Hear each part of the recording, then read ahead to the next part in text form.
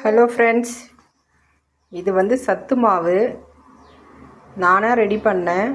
நான் ரெடி ஒரு 3 மந்த் ஆயிடுச்சு. ஆனால் இது வரைக்கும் எதுவுமே ஆகலை. நல்லாயிருக்கு, பூச்செல்லாம் எதுவும் இல்லை. சாப்பிட்டுன்னு தான் இருக்கோம்.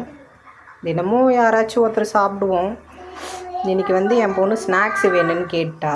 சரி, எதுவும் இல்லை, சரி இதை வச்சு ஒரு போண்டா ட்ரை பண்ணலான்னு இருக்கேன். எப்படி வரும்னு தெரியல. இது வரைக்கும் நான் போண்டாலாம் இதில் ட்ரை பண்ணது கிடையாது. எதுவுமே ட்ரை பண்ண மாட்டேன். ஒன்லி கஞ்சி மட்டும்தான் வச்சு கொடுப்பேன். அப்படி கேட்டாங்கன்னா இந்த மாவில் கொஞ்சம் நாட்டு சக்கரை போட்டு கொடுத்தோன்னா சாப்பிட்ருவாங்க. மற்றபடி இதில் எதுவும் நான் ட்ரை பண்ணது கிடையாது. இன்றைக்கி தான் வந்து போண்டா ட்ரை பண்ணலான்னு இருக்கேன். ஸோ எப்படி வருதுன்னு பார்க்கலாம் வாங்க. மாவு கரைச்சி போண்டா போட்டுட்டேன்.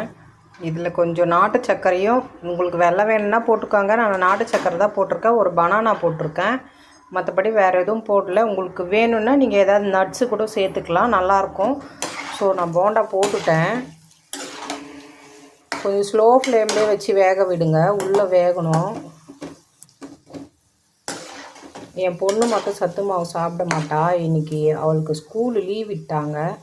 ஸோ ஸ்நாக்ஸ் வேணும்னு கேட்டா. என்ன செய்யறதுன்னு தெரியல. சரி, இதை ட்ரை பண்ணலான்னு ட்ரை பண்ணின்னு இருக்கேன். என் பையன் சத்து மாவுலாம் நல்லா சாப்பிடுவான், நான் சாப்பிடுவேன். என் பொண்ணு மட்டும் சாப்பிட மாட்டா. இதில் போண்டா வச்சு கொடுத்து தான் சாப்பிட்டுருவோம். அம்மா போண்டா செஞ்சுருக்கேன், நல்லா இருக்கா பார்க்குறியா? இந்தா,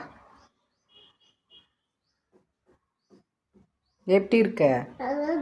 நல்லா இருக்கா? சூப்பராக இருக்கா?